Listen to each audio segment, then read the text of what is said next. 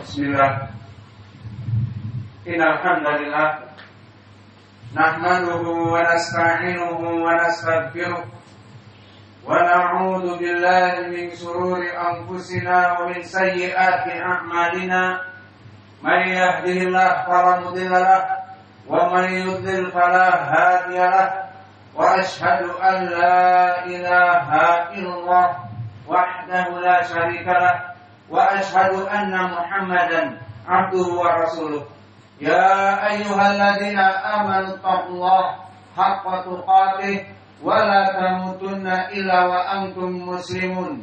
Ya ayyuhan nasu ubudu rabbakumul ladzi khalaqakum min nafsin wahidah wa khalaqa minha zawjaha wa batha minhuma rijalan katsiran wa nisaa'a wattaqullaha alladzi tasaaluna bihi wal arham innallaha kana 'alaikum raqiba.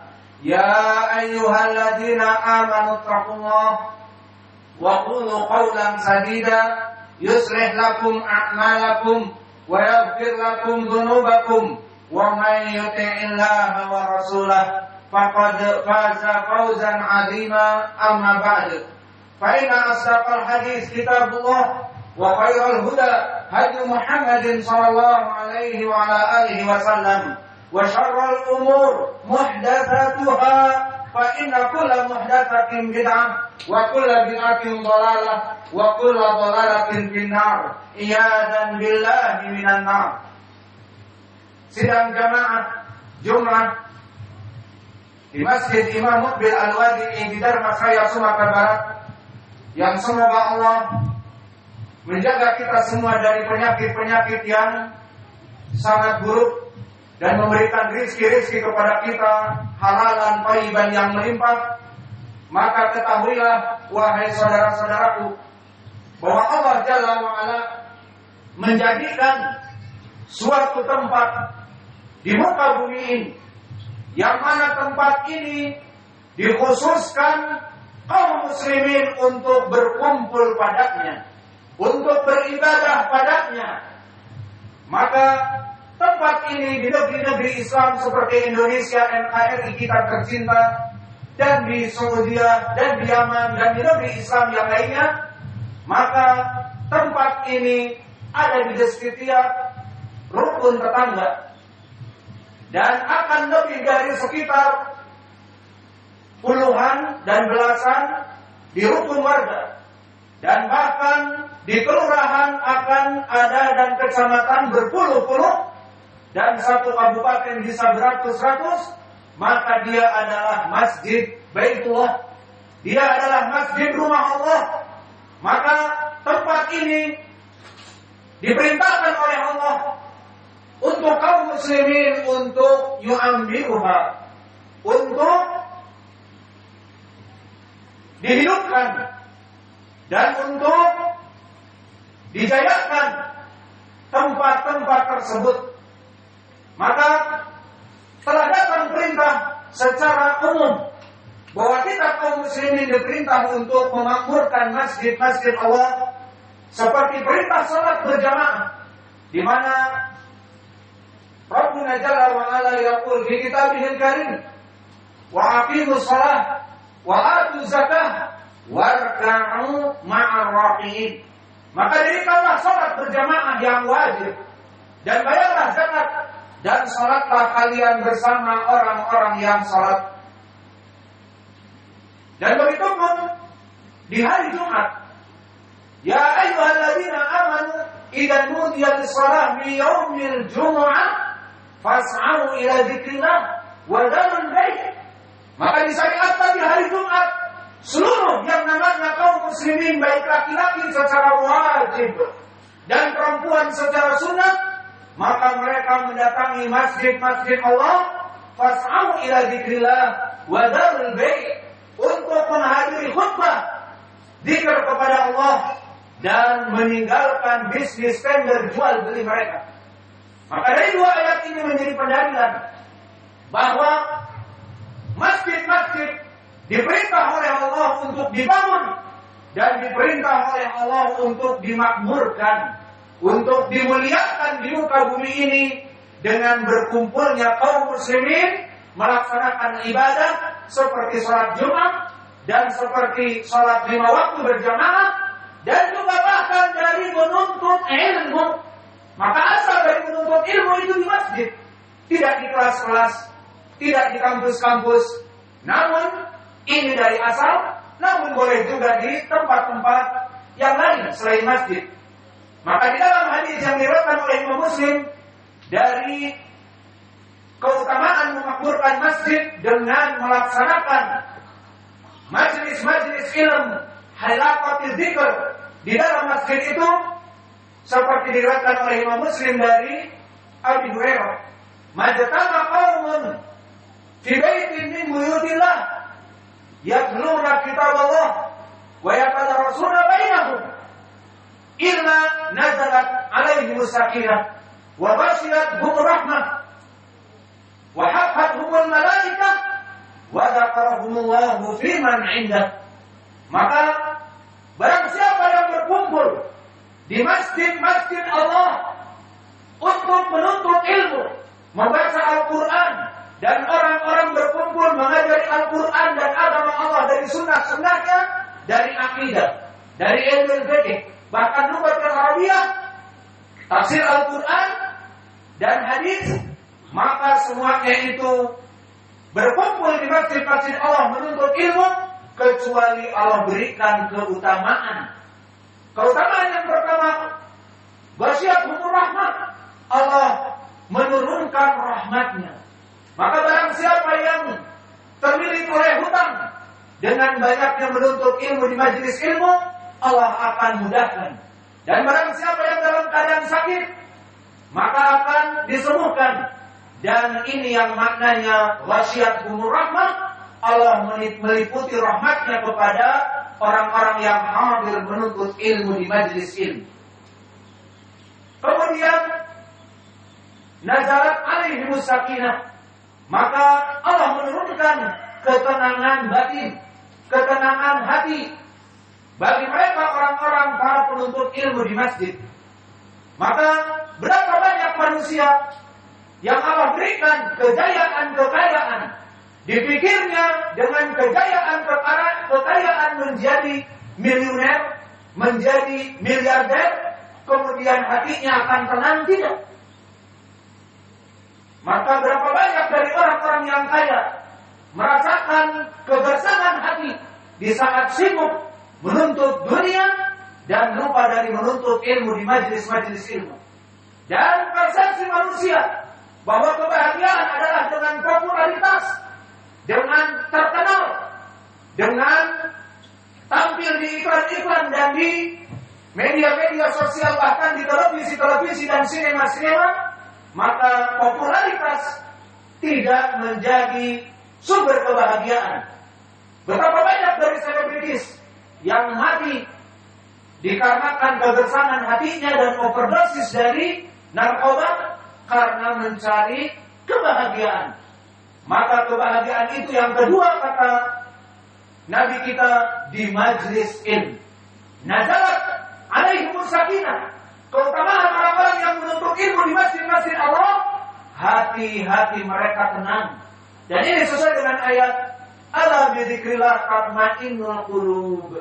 Maka tidaklah kecuali dengan zikir kepada Allah, dengan ilmu, dengan Al-Quran dan Sunnah sesuai pemahaman as-salafus saleh, tatmainnul qulub, hati ini akan tenang.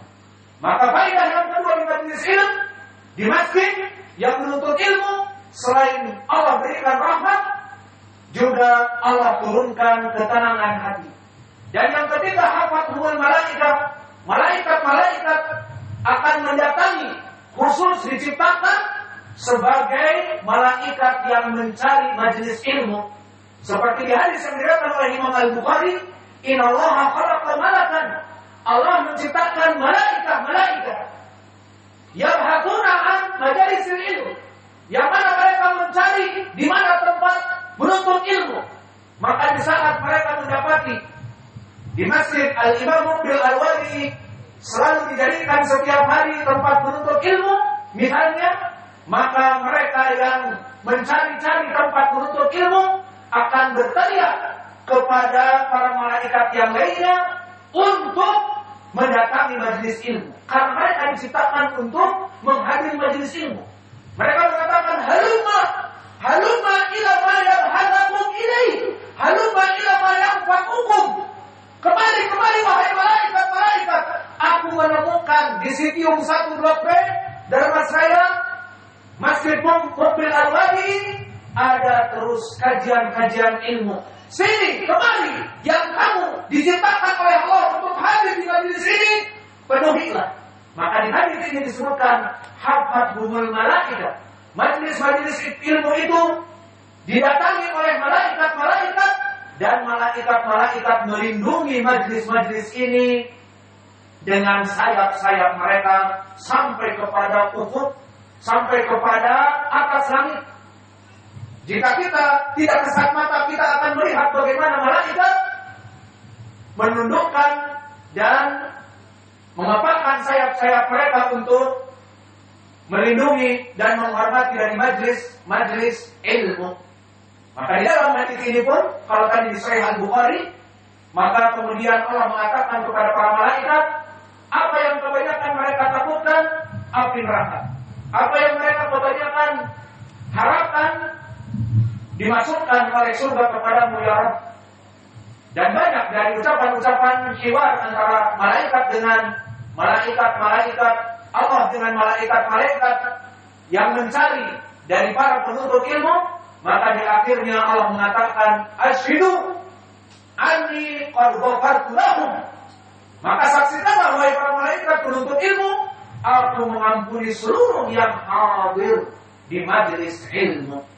Maka inilah dari keutamaan orang-orang yang memakmurkan masjid dengan mengisi kajian-kajian dan menuntut ilmu di masjid, lebih baik daripada menuntut ilmu di kelas, menuntut ilmu di kampus dan sebagainya. Maka yang keempat, wadaqarahumullah fiman indah. Yang keempat dari orang-orang yang memakmurkan masjid, Allah akan mengingat nama-nama mereka di atas langit, menyebut kecintaan Allah dari malaikatnya. Maka ini sesuai dengan hadis yang diriwayatkan oleh Imam Al-Bukhari juga. Berkata Rasulullah SAW dari hadis Abi Hurairah, Inna Allah idza ahabba fulanan yunadi Jibril faqala ya Jibril inni uhibbu fulanan fa'ahbibhu fa'ahabbahu Jibril. Maka jika Allah mencintai seorang hambanya karena hambanya banyak duduk di majelis ilmu, maka Allah menyebutkannya seperti tadi. Allah menyebutkannya di langit. Jika orang ini terus mengajar dan terus menuntut ilmu bertahun-tahun di majelis ilmu, maka Allah akan mengatakan kepada Jibril, wahai Jibril, aku mencintai fulan karena fulan ini sebabnya dia banyak duduk di majelis ilmu, baik sebagai pengajar, baik sebagai penuntut ilmu. Karena antara pengajar dengan penuntut ilmu saling bersimbiosis mutualisme, mereka mengambil kebaikan seperti hadis Utsman yang diriwayatkan oleh Imam Al-Bukhari, khairukum man ta'allama al-Qur'ana wa 'allama. Sebaik-baiknya kalian dari kaum muslimin seorang yang mengajari Al-Qur'an, pengajar. Dan orang-orang yang belajar Al-Qur'an, santri, murid. Maka bersimbiosis mutualisme antara guru dengan muridnya, antara ustaz dengan santri-santrinya. Maka di tempat seperti ini disebutkan tadi majelis ilmu itu oleh Allah akan menyebutkan nama-namanya di atas langit. Seperti hadis yang kami sebutkan ini, bahwa Allah mencintai orang ini dan berkata kepada Jibril, wahai Jibril, aku mencintai si fulan ini yang mengajar di masjid-masjid, yang belajar terus menuntut ilmu di masjid-masjid. Maka sekarang belajar, kelak ke depan kalian akan mengajar. Maka sekarang belajar, nanti akan mengajar. Keduanya belajar dan mengajar sebaik-baiknya dari kaum muslimin. Maka disebutkan oleh Allah, maka wahai Jibril, aku mencintai fulan, cintailah dia.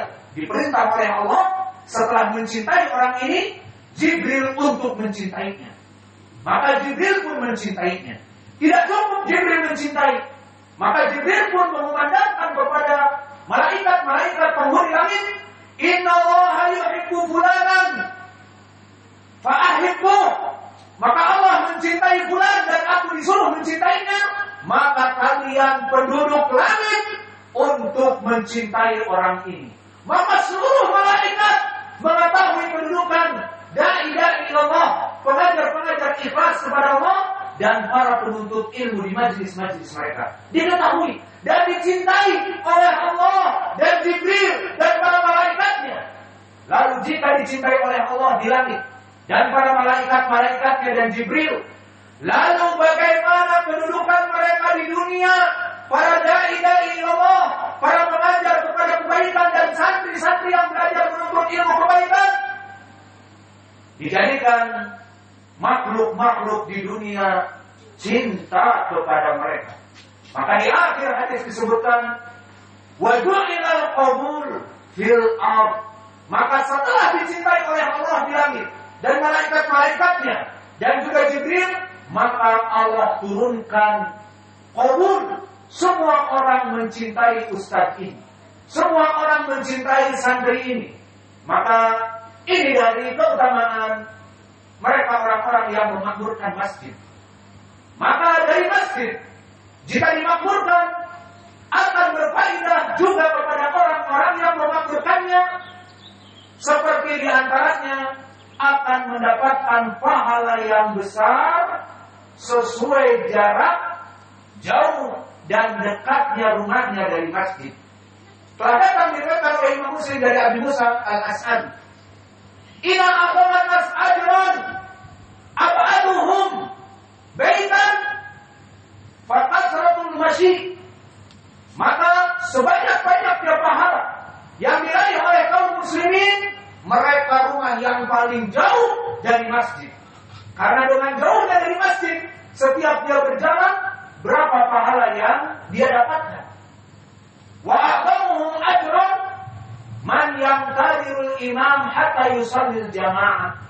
Dan juga sebaik-baiknya pahala yang besar orang-orang yang sholat berjamaah, yang menunggu imam. Pelaksanaan sholat sunnah setelah adhan, menunggu imam dan menunggu, kemudian datang imam sholat berjamaah. Maka ini ar-ribat, ini bagaikan menunggu di medan perang, menunggu musuh di medan perang. Pahala yang besar. Maka orang-orang yang yu'amirul masajid lahum fadail kabir indallah. Wa kadzalik, dan demikian juga mereka orang-orang yang memakmurkan masjid dengan sholat berjamaah, maka tidak terasa dirinya diangkat derajatnya oleh Allah setiap langkah-langkahnya, dan diampuni dosa-dosanya oleh Allah setiap langkah-langkahnya. Seperti hadis yang diriwayatkan oleh Imam Muslim dari Abi Hurairah, ataupun muttafaqun alaih dari Abi Hurairah, "Idza tawadda'a ahadukum ahsanul wudu', tsumma yakhruju ila al-masjid, fala yakhruju illa lillah." Maka tidaklah seseorang mendengar azan, kemudian wudu sebaik-baiknya wudu, kemudian pergi ke masjid kecuali tujuannya untuk Allah, salat berjamaah untuk Allah. Apa yang dikatakan oleh Nabi, "Falam yaqtu khutbatan illa rufi'a lahu darajah, wa lam yaqtu khutbatan illa khutba'an husayya." Maka tidaklah seseorang yang keluar dari rumahnya berwudu. Maka di sini sunnahnya bagi yang mempunyai rumah dan ingin ke masjid salat berjamaah, wudu dahulu di rumah lebih baik. Karena hadis ini, wudu sebaik-baiknya wudu, kemudian keluar ke masjid. Tidak keluar kecuali sholat, niatnya untuk Allah dan mengajar untuk Allah, kecuali langkah demi langkah mendapatkan keutamaan. Langkah yang pertama, diangkat derajatnya. Maka orang ini mempunyai the great reputation. Di dunia ini mempunyai nama yang baik, seorang tokoh yang baik, seorang yang dimuliakan akhlaknya oleh Allah karena langkah-langkahnya. Khutba'anhum khadi'ah, dan yang kedua, selain diangkat derajatnya, diampuni setiap langkah dari dosa-dosa kita. Subhanallah. Tidak kita sadari perkara-perkara seperti ini. Maka Allah memerintahkan manusia untuk membangun masjid dan memakmurkannya. Wa man yu'ammirul masajid falahu ajrun kabir. Wa fil akhir kama qala ta'ala di akhir seperti di dalam ayat Al-Qur'an, dzalika wa may yu'azzim sya'airallah fa innaha min taqwal qulub. Maka barang siapa di sana yang mengagungkan syiar-syiar Allah dengan membangun masjid dan bergotong royong untuk membangun masjid, kemudian memuliakan masjid-masjidnya, masjid Allah, maka dia adalah dari ketakwaan qulub, termasuk dari orang-orang yang bertakwa. Astagfirullah wa atubu ilaih. Fastaghfiruh innallaha ghafurur rahim.